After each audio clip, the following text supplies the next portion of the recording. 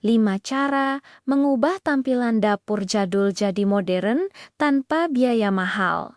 Sebelum lanjut lagi, jangan lupa untuk klik tombol subscribe, share, dan like ya. Dan kalau Bunda punya usul atau ide tema video berikutnya, langsung aja komen di bawah ya. Makasih.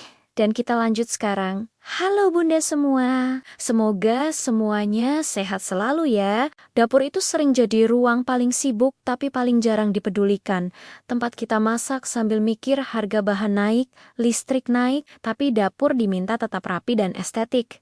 Rasanya seperti disuruh glowing, tapi budget skincare Rp1.000. Banyak ibu akhirnya pasrah, mikir dapur jadul. Ya sudahlah. Padahal tanpa sadar, dapur yang sumpek itu ikut bikin kepala penuh dan emosi gampang naik. Belum lagi kalau pagi tutup galon jatuh. Itu bukan ujian kecil, itu undangan emosi nasional. Padahal sekarang ini justru zamannya hidup lebih sederhana, lebih sadar ruang, dan lebih hemat.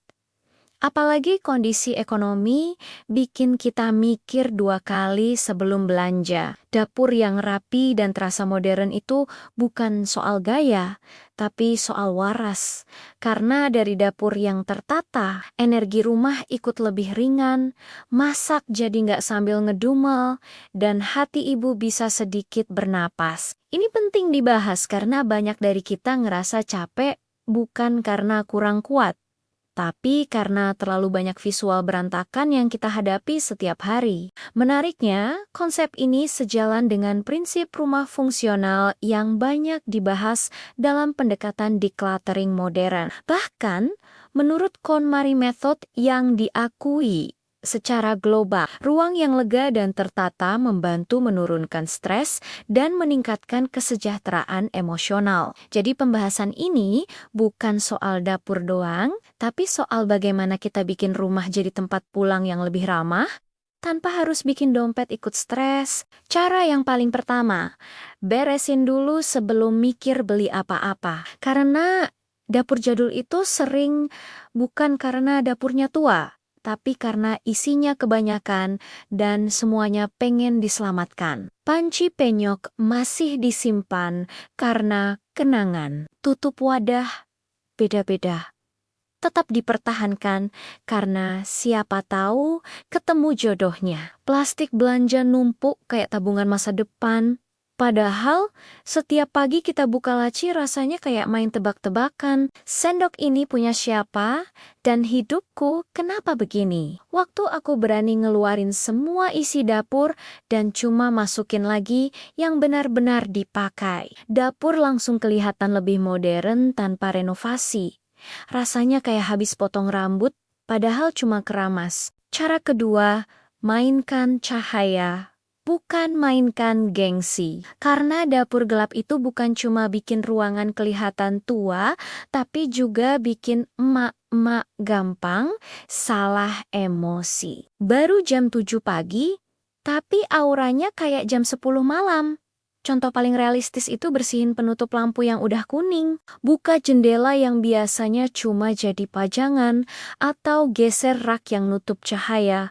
Aku pernah heran kenapa dapur kelihatan kusam. Ternyata lampunya redup dan kotor. Setelah dibersihin langsung kelihatan cerah. Padahal nggak beli lampu baru, cuma niat. Cara ketiga, samakan warna biar dapur kelihatan niat.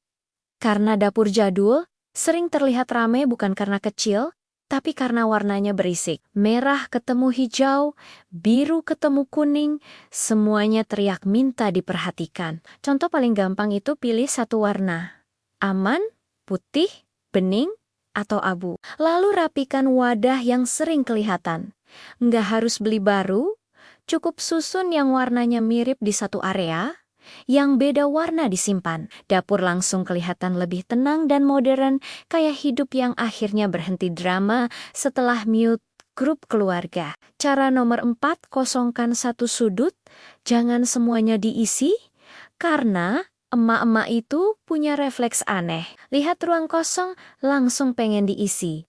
Padahal, ruang kosong itu bukan dosa. Satu sudut meja dapur yang bersih tanpa apa-apa, itu efeknya besar. Contoh yang paling nyata, meja dapur yang biasanya penuh botol, bumbu, dan niat hidup yang berantakan, coba kosongkan sebagian, sisakan satu area lapang, dapur langsung terasa lebih luas dan rapi. Modern itu kadang bukan nambah barang, tapi berani bilang cukup. Cara kelima, ubah cara kita memandang dapur itu sendiri. Karena dapur bukan cuma tempat masak, tapi tempat emak-emak menumpahkan segalanya. Dari masak sambil mikir uang belanja, sampai masak sambil kesel sama pasangan. Saat kita mulai membersihkan dapur dengan niat merawat bukan terpaksa, cara kita menyentuh barang pun beda. Lap meja bukan sambil ngedumel, tapi sambil tarik napas. Contoh kecil, tapi nyata. Saat kita berhenti nyebut dapur sebagai dapur berantakan, dan mulai nyebutnya dapur proses, suasananya ikut berubah.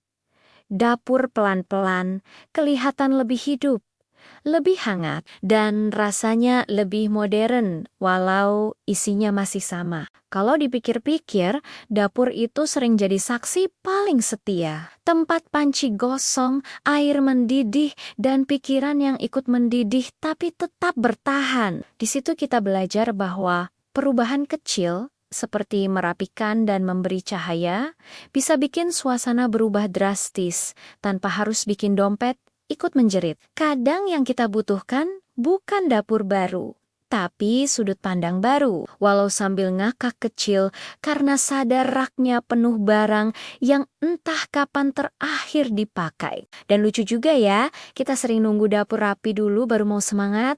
Padahal justru semangat itulah yang bikin dapur pelan-pelan, rapi. Ibu-ibu itu ajaib, bisa masak sambil mikir besok anak pakai seragam apa. Tapi sering lupa memberi ruang bernapas buat dirinya sendiri. Membersihkan satu laci itu bukan cuma soal laci, tapi soal bilang ke diri sendiri bahwa hidup boleh pelan, rapi sedikit demi sedikit, tanpa drama sinetron. Jadi kalau hari ini dapurmu belum modern, tenang saja, itu bukan tanda gagal. Itu tanda sedang berjalan. Perubahan tidak harus heboh, cukup konsisten dan penuh niat baik, sambil ketawa karena sendoknya masih lebih banyak dari tamu yang datang. Pelan-pelan, dapur ikut berubah, hati ikut ringan. Dan kita ingat lagi bahwa rumah bukan lomba pamer, tapi tempat pulang dan bernafas dengan lega. Terima kasih sudah menemani curhat dan ceritaku sampai akhir. Sampai ketemu lagi di episode berikutnya. Salam semangat, Bunda semua!